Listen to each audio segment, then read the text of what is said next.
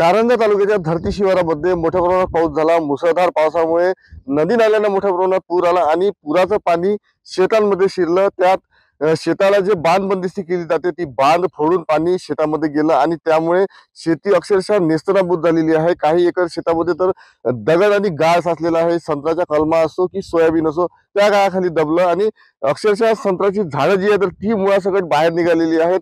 आपण बघू शकतो इथे मुळा उघड्यावर पडलेले आहेत आणि आपल्यासोबत येथील शेतकरी आहेत। दादा काय सांगाल, कशा पद्धतीचा पाऊस होता, काय नुकसान झालेलं आहे या भागामध्ये?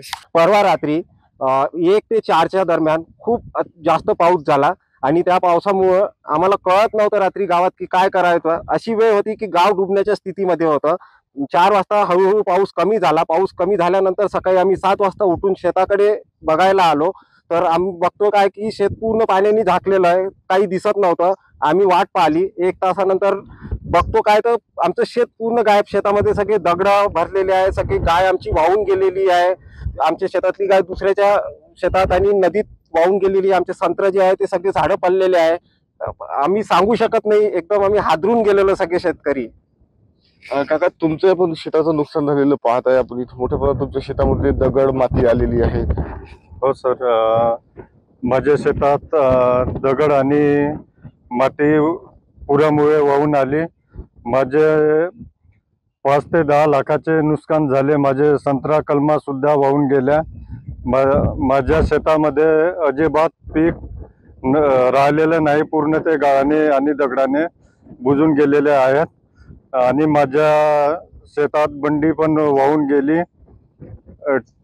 टीना, बासे, स्प्रिंकलरचा पूर्ण संच माझा वाहून गेला। माझे अंदाजे 5 ते 10 लाख रुपयाचे नुकसान झाले आहे। तरी शासनाने याकडे लक्ष देऊन आम्हाला लवकरात लवकर मदत मिळवून देण्यात यावी हीच माझी नम्र विनंती आहे।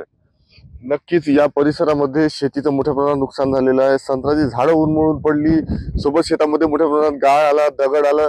एकाच शेतात तर अनेक शेतकऱ्यांची अशी परिस्थितीच आहे। महेश मिंजेवार, TV9 मराठी, धरती वर्धा।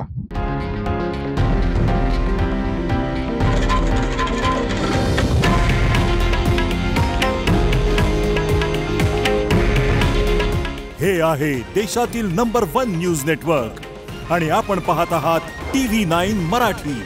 काळजी तुमची, हित महाराष्ट्राचं।